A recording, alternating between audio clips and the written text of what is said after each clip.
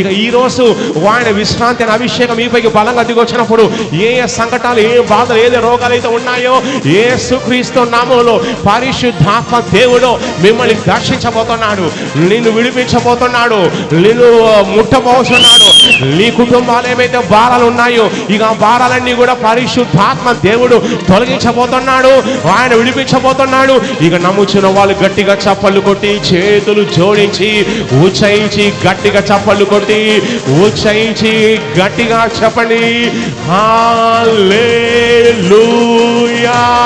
హల్లెలూయా, సే హల్లెలూయా,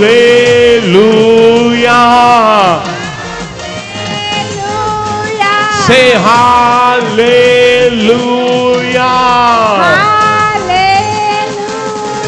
సే హల్లెలూయా, సే హల్లెలూయా. నీకు విశ్రాంతి దొరుకునని పరిశుద్ధాత్మ దేవుడు నీకు సెలవిస్తున్నాడు. మత్తయి సువార్త 11వ అధ్యాయము 25 నుంచి 29 వచనంలో ప్రభు స్వయంగా సెలవిస్తున్నాడు, నీకు విశ్రాంతి దొరుకునని ఆయన సెలవిస్తున్నాడు. చూడండి, మార్కు 11:25 నుంచి 29 వచనంలో, ప్రయాసపడి భారం మోసుకొనిచిన సమస్త జనులారా నా వద్దకు రండి, నేను మీకు విశ్రాంతి కలగ చేతును. నేను సాత్వికులను, దీన మనసు గలవాడను గనుక మీ మీద నా కాడి ఎత్తుకొని నా వద్ద నేర్చుకుని అప్పుడు మీ ప్రాణములకు విశ్రాంతి దొరుకునని ప్రభువు స్వయంగా సెలవిస్తున్నాడు. మీలో చాలా మంది ప్రయాసపడి భారం మోసుకొని చున్నారు. ఇవన్నీ అనవసరమైన భారాలు. కొన్నిసార్లు పాప భారాలు ఉంటాయి. నువ్వే పాపాలు ఇరుక్కొని అనేక సమస్యలు తెచ్చుకుంటావు. ఏ భారాలు అయితే మనుషులు మోసుకొచ్చున్నారో ఇవన్నీ చెప్పాలంటే ఇవన్నీ అనవసరమైన భారాలండి. ఏ భారం మోసుకోవద్దని చెప్పేసి దేవుడు మనిషిని చేసి ఉండి ఏదో తోటలో పెట్టి ఉన్నాడు. కానీ ఎప్పుడైతే ఆదం అవ్వలు ఈ సర్పాన్ని లోబడి సాతాను లోబడి దేవుని ధిక్కరించి ఉన్నారో వాళ్ళకు అనవసరమైన భారాలు సాతాను కలిగించే ప్రయత్నం చేసి ఉన్నాడు. ప్రయాసపడి భారం మోయించిన సమస్త ప్రజల చాలా భారాలతో జనాలు ఉన్నారు. కొన్నిసార్లు ఏంటంటే వాళ్ళ ఒళ్ళే వారికి భారంగా ఉంటుంది. దురాత్మలు వారి ఒంట్లో ఉన్నప్పుడు ఏంటంటే అవి ఒళ్ళంతా కూడా భారంగా కలగచేస్తుంది. కొన్నిసార్లు నీ ఆరోగ్యమే నీకు భారంగా ఉంటుంది, కొన్నిసార్లు నీ కుటుంబమే నీకు భారంగా ఉంటుంది, కొన్నిసార్లు నీకు నా అప్పులు నువ్వు తీర్చలేక ఎంతో వేదన పడుచు భారంగా ఉంటావు. ఇలా చూసుకుని పోతే చాలా భారాలు ఉన్నాయి. మనశ్శాంతి అనే అశాంతి అనే భారము, అసమాధానం అనే భారము, నెమ్మది లేకపోవడం, నిద్ర పట్టకపోవడం అనే భారం. చాలా మంది నిద్ర పట్టకుండా వాళ్ళు ఎంతగానో వేదన చెందుతున్నారు. స్లీపింగ్ టాబ్లెట్స్ వేసుకున్నా కానీ, ఎక్సర్సైజ్ చేసినా కానీ, పాలు తాగినా, పెరుగు తాగినా కానీ, ఎన్ని ఔషధాలు తీసుకున్నా, ఎన్ని ఇంజెక్షన్స్, ఎన్ని స్లీపింగ్ టాబ్లెట్స్ తీసుకున్నా కానీ నిద్ర పట్టుకున్న వాళ్ళు చాలా మంది ఉన్నారు. నిద్రలేని వారికి భారంగా ఉంది. కొంతమందికి పెళ్లి కోసం చూస్తున్నారు, ఎంత ప్రయత్నం చేసినా కానీ పెళ్లి కావడం లేదు. సో మాకు ఇక పెళ్లి కాదేమని చెప్పేసి అలా ఒంటరి ఉండిపోతున్నారు, అది వారికి భారంగా ఉంది. కొంతమంది పెళ్లి చేసుకున్నారు కానీ సంతానం కలగడం లేదు. ఈ ఆసుపత్రికి వెళ్తున్నారు, ఈ టెస్టింగ్ ఆ టెస్టింగ్ అని ఎన్నో టెస్టులు చేయించుకుంటున్నారు. కానీ ఎన్ని టెస్టులు చేయించుకున్నా కానీ సంతానం కలగడం లేదు. ఆ సంతానం ఏమైనటువంటి భారంగా ఉంది. కొంతమందికి వేరే వాళ్ళు మోసం చేశారు, డబ్బులు ఇచ్చి నమ్మించి మీరు నమ్మారు, డబ్బులు ఇచ్చేశారు, ఇచ్చిన తర్వాత ఆ డబ్బులు తీసుకుని వాళ్ళు మోసం చేశారు. వాళ్ళు మోసం చేయడం వల్ల మీరు నష్టపోయారు. ఆయన చేత అది మీకు భారంగా ఉంది. కొన్నిసార్లు ఏదో హౌస్ లోన్ తీసుకుందామని హౌస్ తీసుకుంటారు, లోన్ తీసుకుంటారు, కానీ సడన్గా ఉద్యోగం పోతుంది, సడన్గా యాక్సిడెంట్ అవుతుంది, ఆ లోన్ తీర్చడానికి జీతం లేదు, రోజువారీ నెలవారీ ఈఎంఐ కట్టడానికి కష్టంగా ఉంది. అంచేత ఆ ఈఎంఐస్ భారంగా ఉంటాయి. ఏదైతే ఆశీర్వాదంగా ఉంటుందో చాలా మంది జనాలకు అది భారంగా ఉంది. కొన్నిసార్లు నువ్వు కట్టుకున్న భార్య నీకు భారంగా ఉంటుంది, కట్టుకున్న భర్త నీకు భారంగా ఉంటుంది. కొన్నిసార్లు కన్న బిడ్డలు కూడా నీకు భారంగా ఉంటారు, కన్న తల్లిదండ్రులు భారంగా ఉంటారు. ఇలాంటి భారాలు చాలా మంది మోస్తా ఉన్నారు. అందుచేత ప్రభు సెలవిస్తున్నాడు, ప్రయాస పడుతున్న వారలారా ఈ భారం మిమ్మల్ని ప్రయాసపడింప చేస్తుంది, మీకు విశ్రాంతి లేకుండా చేస్తుంది, నెమ్మది లేకుండా చేస్తుంది, నీకు ఎలాంటి రెస్ట్గా లేదు. ఎప్పుడు గాబరా, టెన్షన్, ఎప్పుడు ఆందోళన, ఎప్పుడు డిప్రెషన్ ఉంటావు. ఏం జరుగుతుందో ఏంటంటే భయంతో జీవిస్తున్నావు.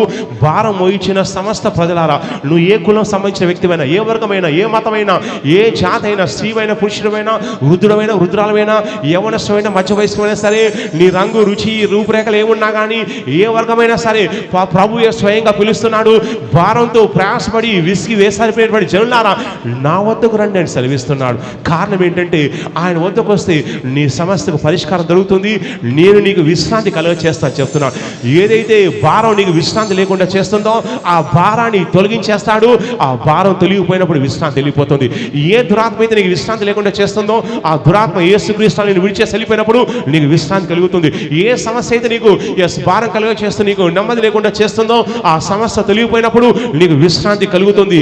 ప్రభు సెలవిస్తున్నాడు, నేను సాత్వికుడను, నేను దీన మనసు గలవాడను, కాబట్టి నా వద్దకు రండి, నా కాడి ఎత్తుకోండి, నా వద్ద నేర్చుకోమని చెప్తున్నాడు.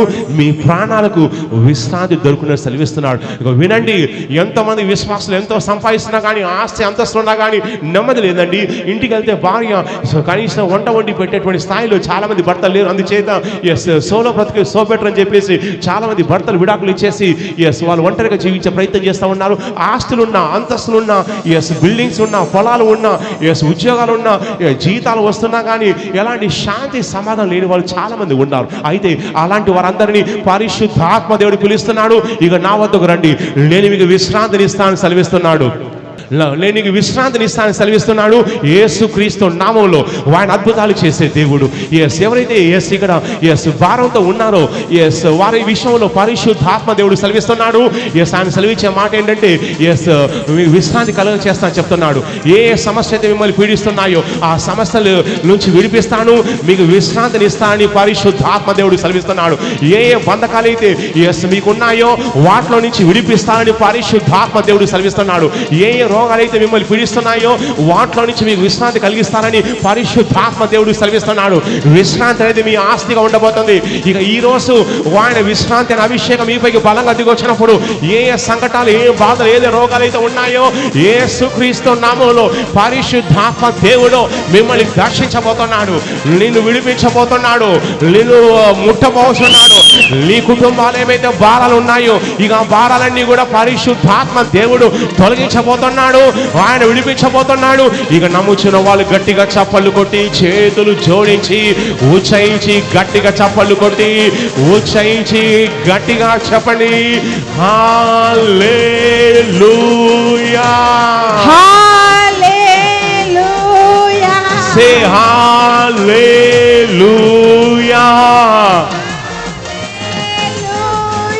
సే హల్లెలూయా, hallelujah,